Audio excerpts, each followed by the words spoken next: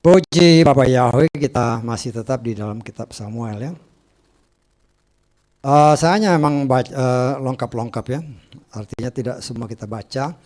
Dan kelanjutan daripada Daud ini, kita tahu bahwa Batseba akhirnya melahirkan Salomo. Nah, kita sudah belajar Salomo bukan anak yang pertama. Ya. Dia bukan anak yang pertama, tetapi kita melihat di dalam kitab 2 Samuel pasal 13 ya. Apa yang dinubuatkan Tuhan melalui Nabi Nathan mulai terjadi ya, mulai terjadi. Karena kesalahan daripada Daud yang telah melanggar atau telah melakukan perzinahan yang dalam pandangan Bapak Yahweh saya percaya itu sangat besar ya. Walaupun dosanya diampuni sesuai firman Tuhan ya. Tetapi kita harus lihat ya, ada tertulis ya bahwa apa yang ditabur itu ya itu harus dituai ya. Jadi itulah yang terjadi pada Daud ya, sehingga dia menaburkan hal-hal yang tidak sesuai kehendak Tuhan yang harus dia tuai ya. Nah, itu kita melihat itu mulai terjadi kalau kita baca nanti di dalam, saudara baca aja nanti ya di dalam kitab 2 Samuel itu pasal 13 ya. Di situ kita melihat bagaimana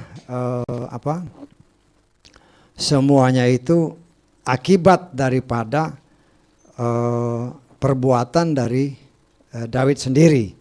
Ya, kalau kita lihat di sini inilah yang namanya kita kenal hukum tabur tuai ya. Apa yang pernah ditaburkan oleh Daud ya dia harus terima ya, dia harus terima. Kita lihat juga, ya memang itu ada di dalam kitab Galatia ya pasal 6 kita lihat ya. Galatia pasal 6 ayat 7. Janganlah kamu disesatkan, Elohim tidak dapat diolok-olok, karena apa saja yang seseorang taburkan itu juga akan dia tuai. Ya. Ini juga di dalam kitab Ayub kita lihat pasal keempat ya. Ayub pasal keempat ayat ke-8 coba kita lihat.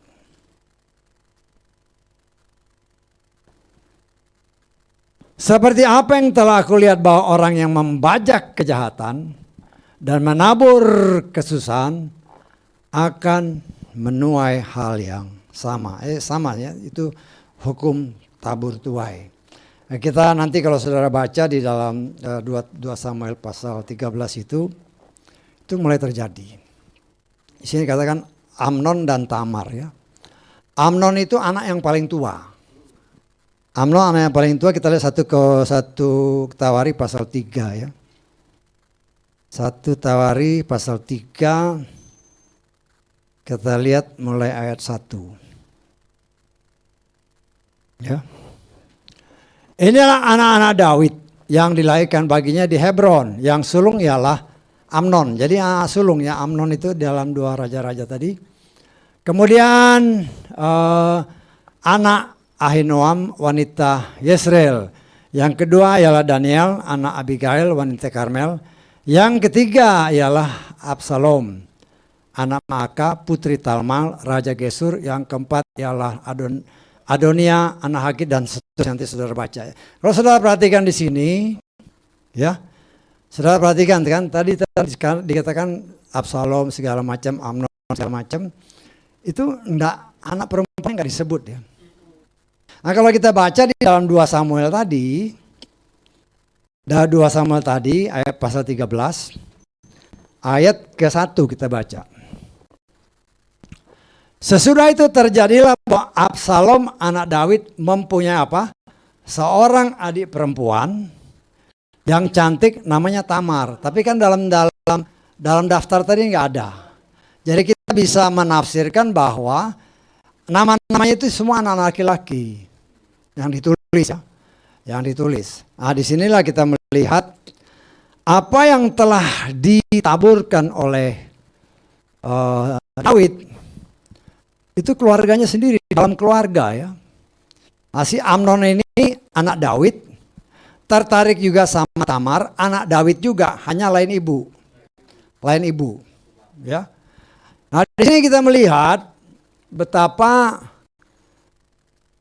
akibat taburan yang salah bisa memporak-porandakan banyak hal.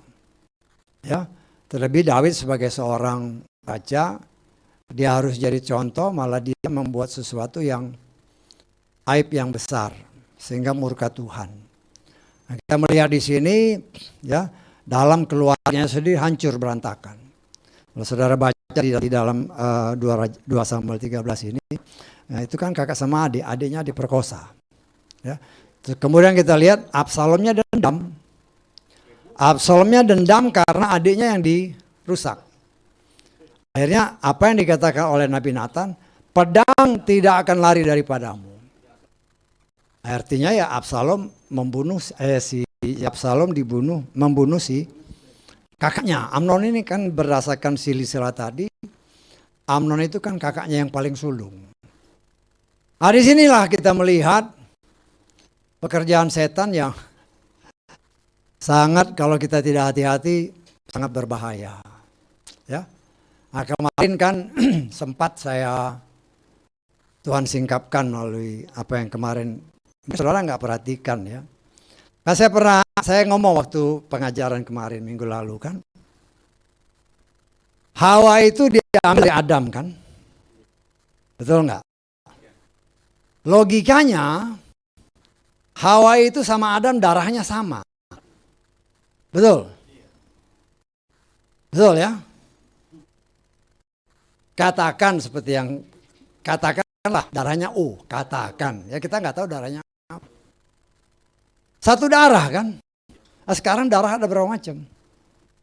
Paling sedikit ada 4 macam. Ada A, ada B, ada AB, ada O. Ada darah-darah yang khusus lagi yang di luar ini. Kenapa ini terjadi?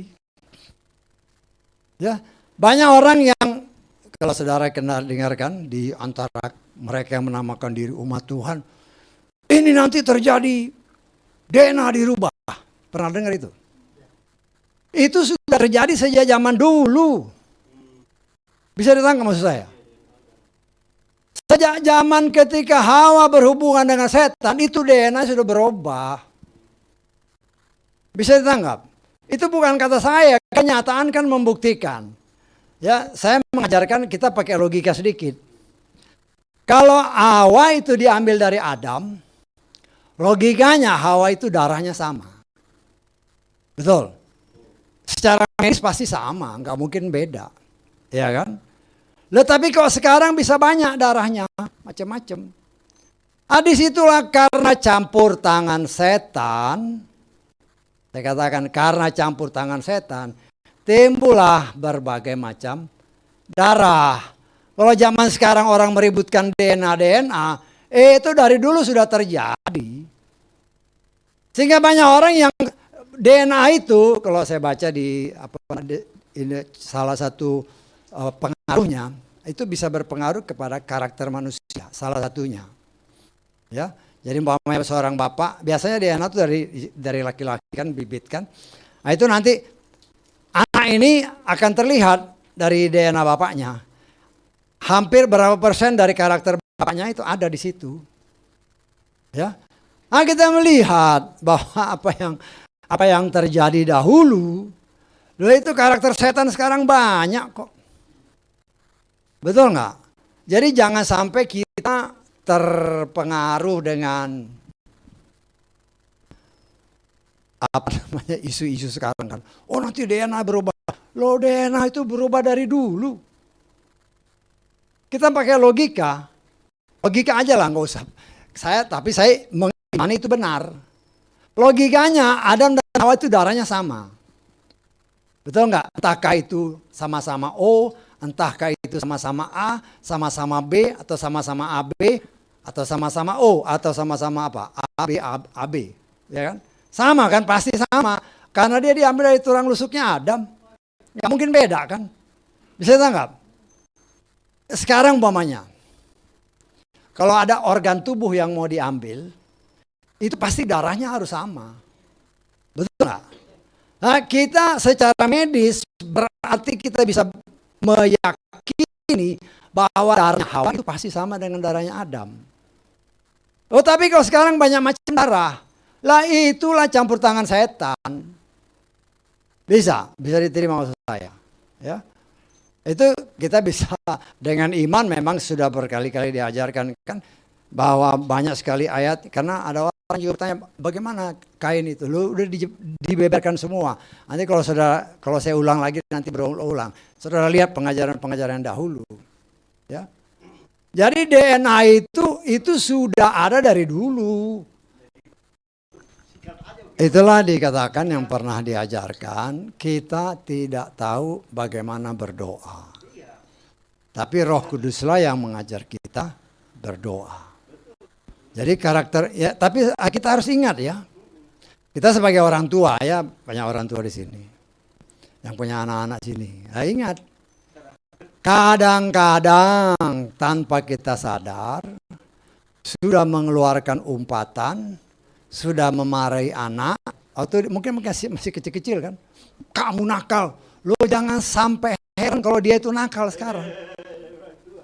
Ingat nggak? Karena kita pernah menyatakan itu. Lah itu tadi kan dibilang, apa yang kamu tabur itu harus kamu tuai. Pernah nggak dicabut? Kalau nggak pernah dicabut nanti di rumah berdoa cabut itu. Walaupun sudah bertahun-tahun dengan iman merendahkan diri di bawah kaki Tuhan, Tuhan ampuni saya. Mungkin saya dulu ngomong karena anak ini memang ya mungkin namanya anak proaktif kan kelihatannya bandel kan. Keluar kan, bandel kamu. Ya jadi bandel. Baru kelihatan kan, oh, kok jadi bandel. Heran kamu. Lo nggak heran terus nyalain tetangga. Ini gara-gara kamu bergaul sama orang lain. Hati-hati. Justru mulutmu sebagai orang tua yang menaburkan tidak benar. Kan seringkali ini gara-gara kamu bergaul sama ini. Lo lupa benihnya yang tabur. Sekarang kau nyalain tetangga. Nggak bisa. Artinya dalam pengajaran ini saya harus pernah saya ajarkan. Berkali-kali saya katakan. Apa yang pernah kita tabur. Ya berdoa ya Tuhan. Ya mungkin kayak kita lupa. Lupa kan. Tapi kan Roh Kudus bilang. Ada tertulis dia mengingatkan. Ya berdoa ya Tuhan, mungkin ada hal-hal yang saya pernah tabur untuk anak-anakku ini. Ataupun pernah saya taburkan untuk diriku sendiri. Atau saya pernah taburkan untuk orang lain, entah suami, entah istri, ya cabut. Cabut. Walaupun kita tidak melihat tetapi ada tertulis, minta maka akan diberi. Kan itu Yesus punya janji. Nah inilah yang satu kelalaian daripada Daud. Ya, daripada Daud, dia memang sudah melakukan hal yang tidak benar. Tetapi firman Tuhan katakan, apa yang tidak ditaburkan oleh Tuhan, ya dicabut. Nah kita yang mencabut itu bukan kita, tapi Tuhan. Dengan iman kita berdoa, Tuhan, tolong cabut ini semua. Benih-benih yang tidak benar dicabut. Ya, artinya inilah proses pemulihan yang sedang Tuhan kerjakan. Tadi kan firman tadi kan pembersihan. Pembersihan itu hanya bisa dilakukan oleh Tuhan. Tetapi bagi kita, ya kita bertindak. Kita bertindak dan kerjasama dengan Tuhan. Nah, kalau kita melihat umpamanya saudara dan saya melihat anak-anak, ini kenapa ya? Loh, ingat-ingat dulu pernah nggak nabur? Ya rata-rata udah lupa kan. Ya berdoa aja Tuhan, yang mungkin saya pernah nabur, kan ya berdoa aja merendahkan diri, Tuhan ampuni. Ya, cabut.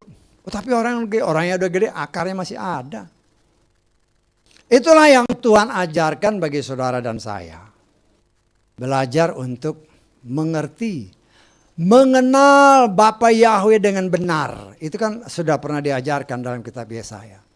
Juga ada firman-firman Tuhan yang lain. Di mana 5 jawatan itu mengenal firman dengan penuh. Nah itulah kita juga berjaga-jaga. Nah, apa yang dikatakan di dalam kitab Samuel ini. Roh Kudus kasih ingat. Ya, itulah gunanya. Kita melihat. Ingat Daud itu keturunan dari. Kalau kita pernah bacakan dari apa namanya. coba kita baca di dalam Lukas pasal 3, ayat-ayat terakhir aja.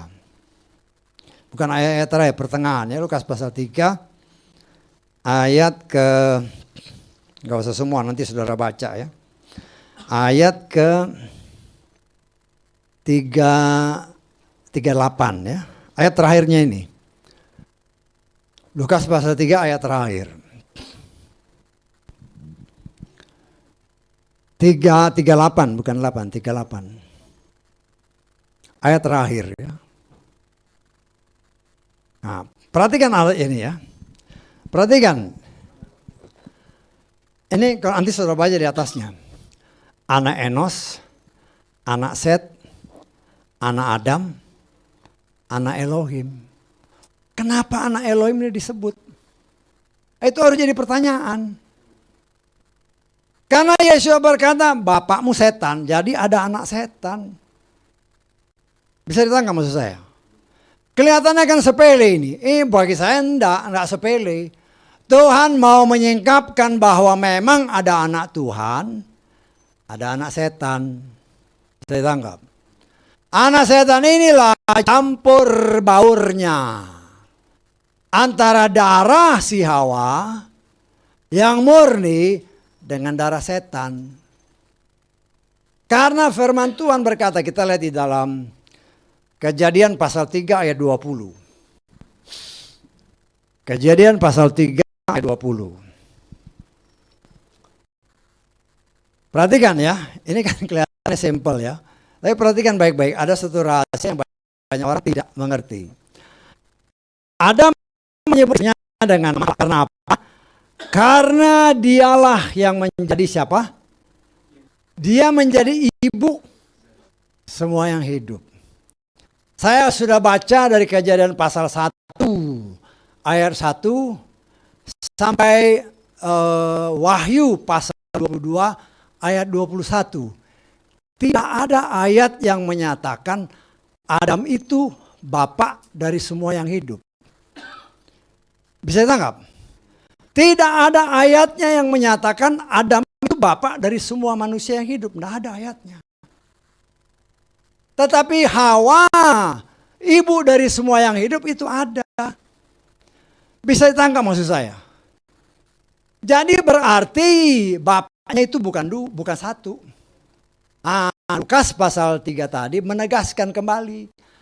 Ada anak Tuhan. Kalau ada anak Tuhan, berarti ada anak setan. Ya, walaupun banyak orang mungkin, nggak mungkin. Ini firman, saya memberitakan berdasarkan iman. Kau percaya atau tidak itu urusanmu. Karena tidak mungkin secara kebetulan kalau di dalam Lukas pasal 3 ini disebutkan anak Adam, anak Elohim. Loh, kenapa disebut? Kan berarti ada anak setan. Bisa ditangkap maksud saya. Ya. Dan memang Adam sendiri bilang yang namanya Hawa. Kenapa namanya Hawa? Karena dia ibu dari semua yang hidup. Dan tidak ada ayatnya dari Kejadian 1 ayat 1, Wahyu 22 ayat 21. Tidak ada satupun ayat yang menyatakan Adam itu bapak semua yang hidup. Tidak ada. Berarti ada dua bapak. Bisa ditangkap maksud saya? Ya. Di sinilah kita belajar. Ini seperti khotbah tadi kan. Inilah masa pembersihan. Semua DNA yang dari si jahat ini yang masih ikut nimbrung dengan benih dari Bapa Yahweh ini dibersihkan. Contoh nih. Ya, contoh. Peres itu anaknya Yehuda. Tetapi itu didapat dari perkawinan dia atau sebenarnya perzinahan dia dulu dengan menantunya. Saya tangkap ya. Baru setelah menantunya hamil, dia kawinin. Saya tangkap. Terus kemudian David ini juga dari Salomo itu anaknya Batseba. Ini yang gini kotor ini. Saya tangkap maksud saya. Ini sedang dibersihkan oleh Tuhan. Setelah dibersihkan baru masuk ini. Ini ternyata si Rahab pun yang tadinya pelacur termasuk dalam daftar di mana dia adalah orang yang melahirkan benih-benih sampai pada Sang Juru Selamat. Saya tangkap? Haleluya, amin. Sudah jam 12 soalnya. Oke, nanti ya Tuhan berkenan kita, saya sudah pernah buka ya, cuman ya memang beberapa waktu yang lalu ada orang bertanya, ya saya jelaskan. Ya kita lihatlah nanti bagaimana Tuhan berbicara. Tapi memang Tuhan ingatkan minggu lalu memang sudah sedikit disebut, nah Tuhan membuka lebih lebar. Tapi saya percaya apa yang sudah saya nyatakan tadi, nanti saudara baca lagi ya. Saya tuh bukan ngomong sembarangan. Ada anak Tuhan, ada anak setan. Kan saya ajarkan kepada saudara, harus aktif. Tanya, lo kenapa? Berarti ada anak Tuhan, ada anak setan. Anggap. Terus si Hawa, kenapa cuma Hawa disebut bapak, ibu semua yang hidup? Lo kok Adam enggak? Berarti ada sebabnya. Itulah rahasia firman. Kalau bukan karena Roh Kudus, tidak bisa. Ya, puji Bapak Yahweh, kita bangkit berdiri ya, kita berdoa.